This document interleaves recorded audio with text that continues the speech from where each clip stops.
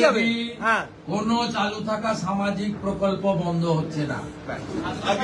কোন সামাজিক চালু থাকা প্রকল্প, এটা আমরা আমাদের কর্মসূচি মানে প্রচারকালীনও বলেছি।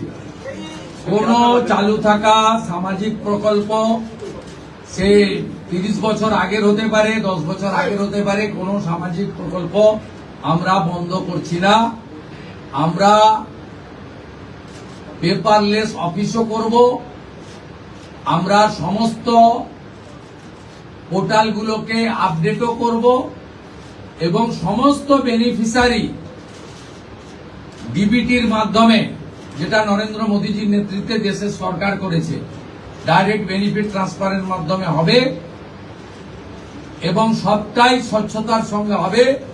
আপনার প্রশ্নের উত্তরে আমি পরিষ্কার বলে দিই, যে স্কিমটার কথা আপনি বলেছেন, আমি শুধু ওই স্কিমটা নয়, চালু থাকা কোন সামাজিক কল্যাণকর কর্মসূচি বন্ধ এই সরকার করছে না, কিন্তু ট্রান্সপারেন্ট স্বচ্ছতার সঙ্গে সেগুলো হবে। কোন মৃত ব্যক্তি তিনি কোন সামাজিক প্রকল্পের সুযোগ পেতে পারেন না, আপনিও বলবেন না পাওয়া উচিত।